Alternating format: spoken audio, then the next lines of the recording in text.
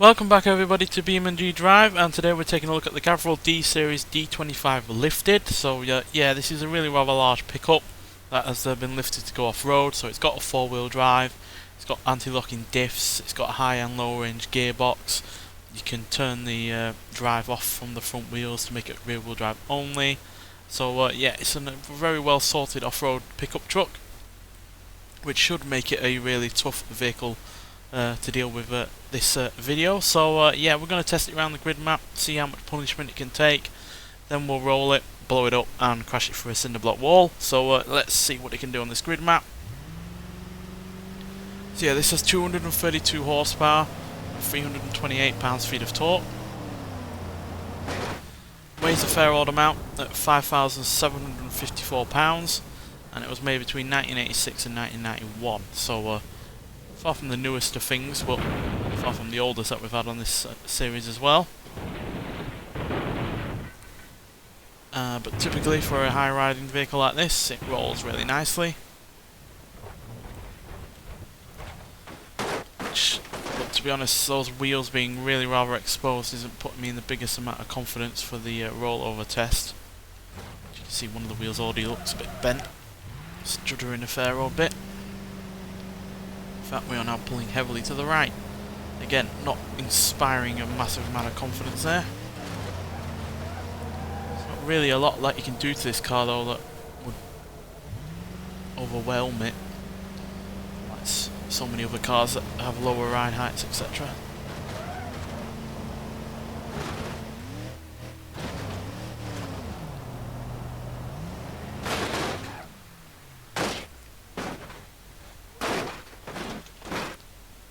But at least it lands on its feet, which is good.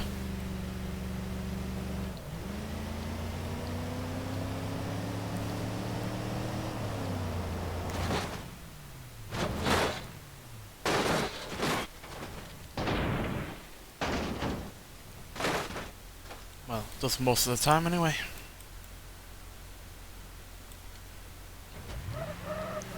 That front axle is extremely bent up now. We're in fact unable to turn right, or left even.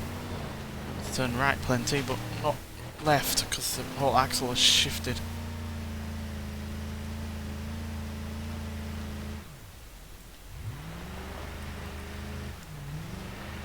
Yeah, I am hard left, and then you just let go and it just does that.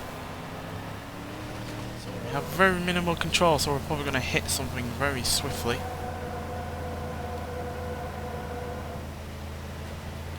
Turn right and go forwards, but we can't turn left.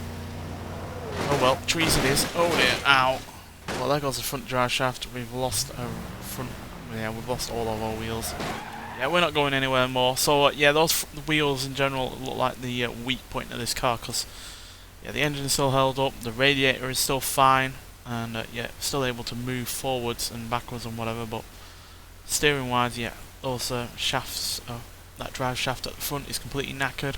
The steering is completely come away. The wheels are pretty much not even connected anymore. So yeah, that's a big worry with this car then, is the wheels. So yeah, we're going to have a look out for them. So yeah, 0 to 60 in 9.7 seconds. 0 to 100 in 40.8 seconds. And it will go into a top speed of 108 miles an hour. Which quite frankly is more than enough for a car that if you jolted it around a bit too much, you'd probably be able to roll it over. Need a bit more speed than that to do that, but yeah, you know what I mean. And even more so if you've got a heavy amount of load in the rear. The centre of gravity is quite high on this car.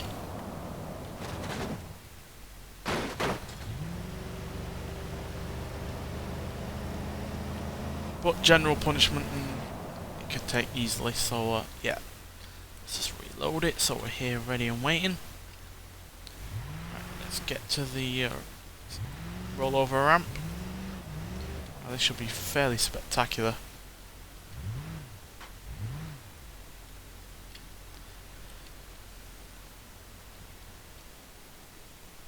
Try not to go pressing another different button by accident like I did in the last video. Oh, we've lost a wheel already, and my fear of those wheels being too exposed has come true, unfortunately. we've lost another wheel already. Wow. Yeah, those wheels are way too exposed. It is the case with most cars that have a high ride height, to be honest. It's not just particular to this car, but yeah, I fear we're not going to be able to get there. Maybe we can make it front wheel drive only.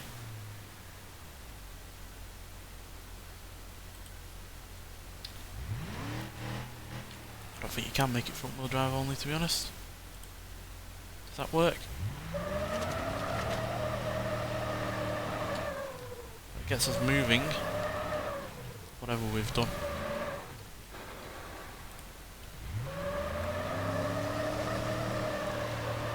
Very much control. I think we can limp our way there. Maybe. Lost a great deal of our steering here, but I think we can make it. A bit of jostling.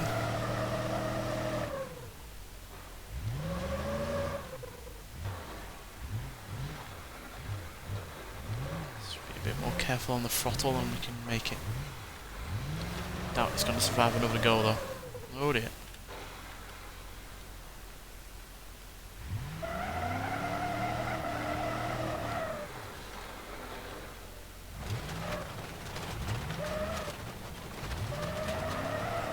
That front wheel is just buckling under its own weight.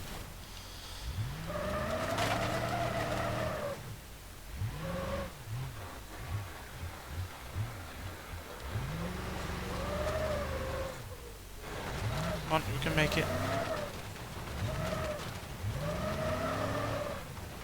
Drag you on there if I have to.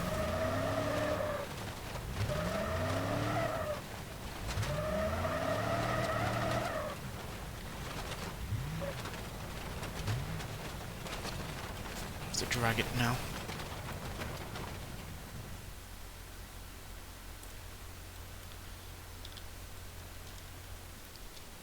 Trying to not damage the car too much.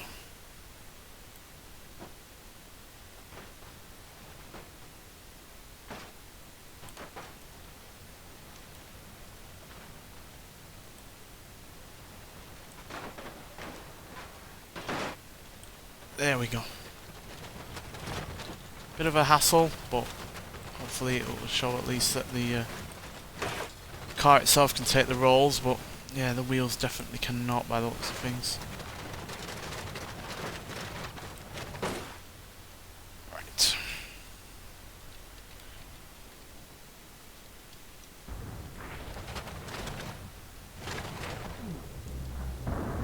Now we're going to lose any more wheels.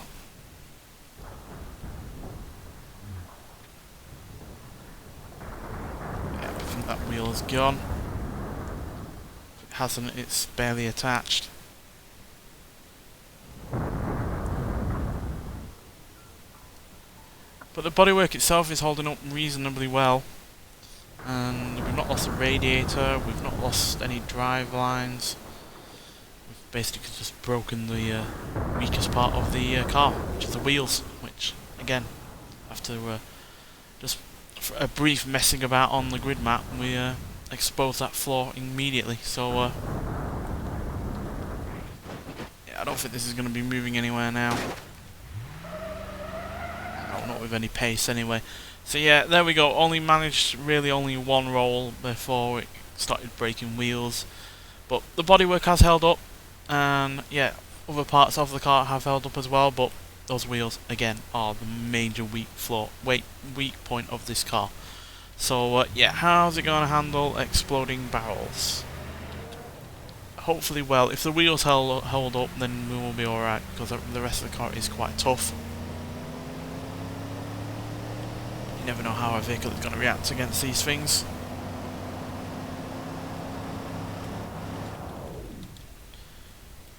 Close to 70 miles an hour there.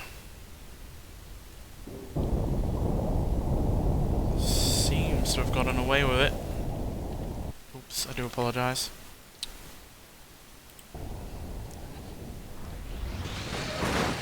Yeah, that got away with that. Surprisingly so. Still steers, still drives. no real issues at all with the car. It's not really taking much damage at all. Bit of bodywork damage, and the wheels might well have slightly been bent outwards, but overall that survived that perfectly. So yeah, it's not doing the best on this grid map, but it's hardly the worst. But yeah, it's currently 2-1 in terms of failures, because it's not really it didn't really pass the grid map, didn't really pass the rollover test, did it pass those explosive barrels, so hopefully it can manage this. I imagine it will. It's a massive, large, heavy truck, so it should plough through cinder block with ease.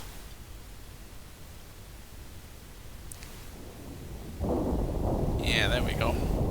The roof hasn't caved in, windscreen hasn't really caved in. Lost the radiator, but that's no big deal really. Considering the rest of the car mechanically is sound. So yeah, 2 for 2 there. Crash bar, the explosive barrels and the cinder block wall it passed, but the grid map itself and the rollover test it did not. So yeah, hopefully this will be a bit better on the in the crash hall, where we'll take it into a small overlap crash test at 30, 40 and 60 miles an hour, and then we'll go onto the highway. So yeah, let's get to the crash hall and see what happens. So yeah, here we are at the crash hall. So like I said, we're going to be going on a small overlap crash test at 30, 40 and 60 miles an hour. So yeah, I'm not 100% sure how this is going to handle this. The 30 mile an hour impact, it should be fine, but from there on I'm not entirely sure. So yeah, let's see. I'll deal with this one fine purely because of the size of the car and the speed not being near the most. So yeah, let's take a look. Be interesting to see how the wheels deal with these as well, because we saw how fragile they were on the rollover test. So yeah, there we go, that's fine. That's predicted, to be honest. There's no real... Well, there is some deformation with the roof and the door, which is worrying, but not enough to be concerned about, and that would still probably be openable. And yeah, it's certainly not made any real impact for the driver or passenger that would be inside. So yeah, that's a pass as far as I'm concerned, even if the wheels do look like they've been shunted over to the left a bit. But yeah, there we go. So let's take a look at 40 miles an hour.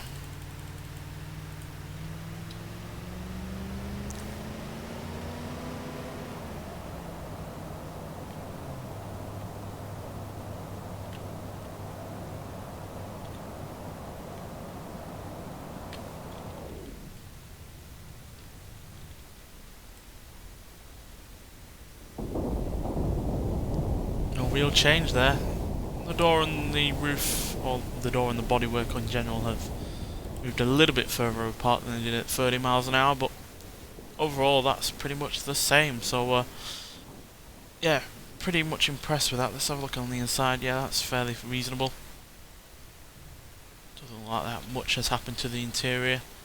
So yeah, that is impressive. So yeah, let's find... Why did the engine go off? A little bit worrying.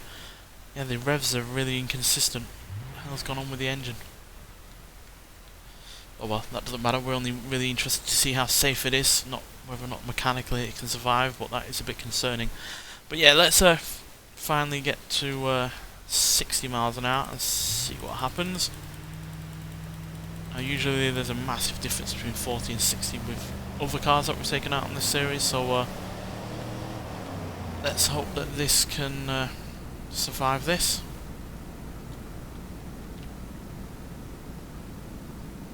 Slowed it down a bit just to make sure we can get lined up properly.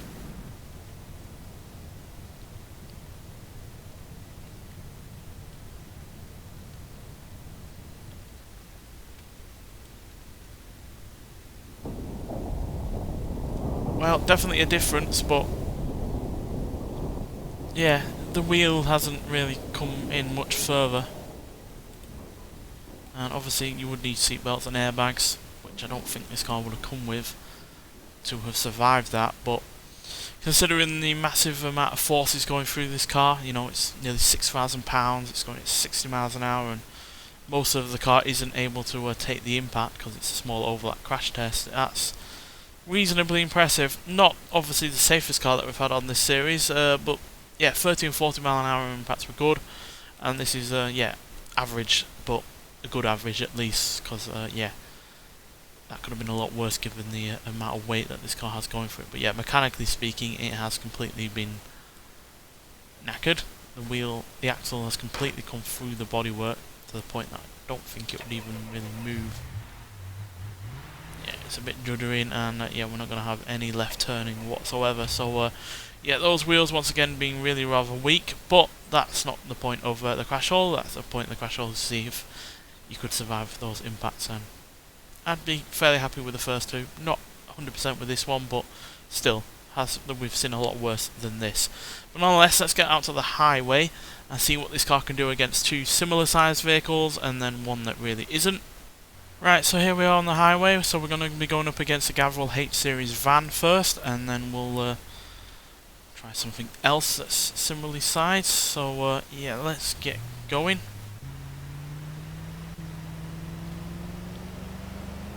So we can keep these cars on the straight and narrow so we can crash them head on. It's a bit annoying that they're not got the straightest of driving lines, but there we go, that's just the way it is. Still, we've got them face on, so that's all that matters. Wow, the van did not survive there. Yes, this truck weighs a few £100 more, but not enough to really justify the crushing of that. I think it's mainly down to the fact that the way the van is constructed, because the rear subsection is completely separate to the front subsection. And it's a lot stronger on this mid bit. So yeah, this heavy, stronger part just crushes in on the softer front, which is why it's done that. Whereas the truck here has gotten away with that fine. The doors haven't really bowed out. This one has, but that's the passenger side, so obviously it depends on the angle, but it's not come out all that much. Driver's side one hasn't moved really at all, and the rest of the car is pretty much intact.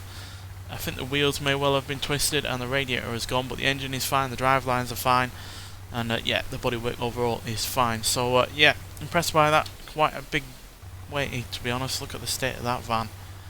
Would not want to have been in that. Right, I think we're going to go up against a Roma next, because that is again one of the few vehicles that is similarly sized and similarly weighty to this. So we're just going to find something that's about 5,700-ish pounds.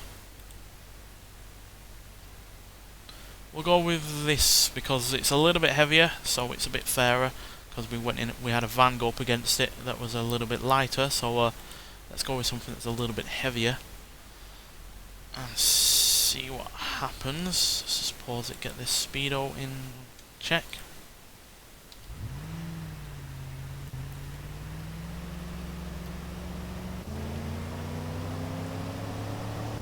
The Roma definitely has the better driving line. It's not perfect, but it's definitely better than the van and the pickup truck was. Pretty much head on. And again, the pickup truck has gotten away with that fairly well. More so than the Roma, really, because the roof has caved upwards.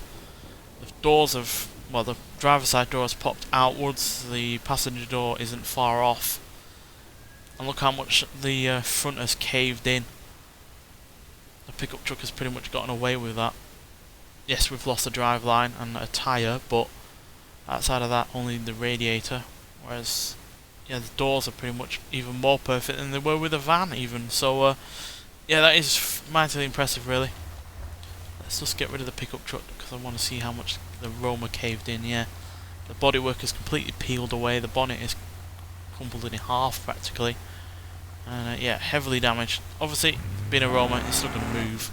There's no doubt about that. But yeah, I think it might have been this actually that lost the driveline and the wheels. Yeah, not the pickup truck. So yeah, fair bit of damage there to the Roma, which I guess no real surprise. Right, let's go up against something that's really, really heavier. Far, far heavier even.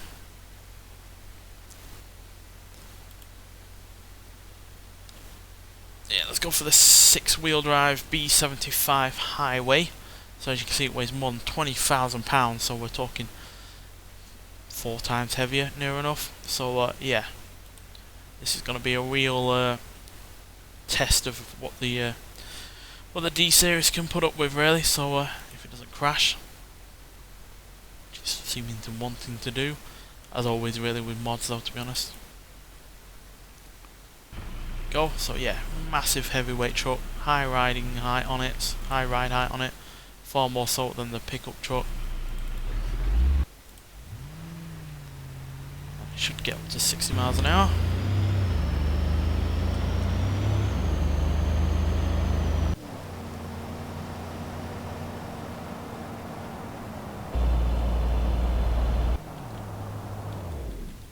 This is going to be pain. We're going to slow it right down, I think. See what happens. Oh yeah, you can see there the front of the big truck there is just overwhelmed the bodywork of the pickup truck, pretty much avoiding the chassis completely. Completely bowed out the doors. The roof's gone upwards.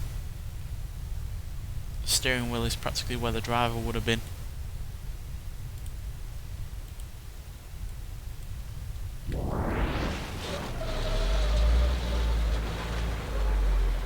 Yeah, that's painful. The B series there has taken practically no damage. Yeah, bodywork is only minor. No radiator damage, no wheel damage, no driveline damage either. Let's get rid of that. Yeah, that is painful.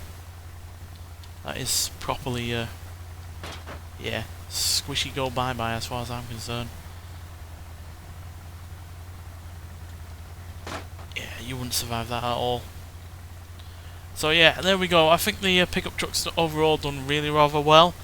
Yes, it was 2 for 2 on the grid map, because it survived the barrels and the cinder block wall, but not the grid map or the rollover test. But it survived 2 of the 3 small overlap crash tests really rather well. And even the 60 mile an hour impact wasn't awful. And then here it's dealt with 2 out of 3 extremely well as well. The van and the Roma was perfect practically.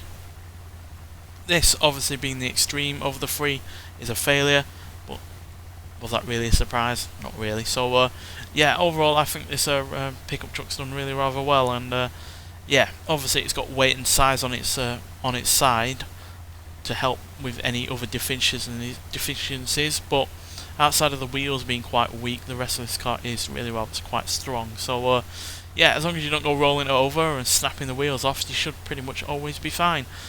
Nonetheless, thanks for watching, and I'll see you in the next one. Bye.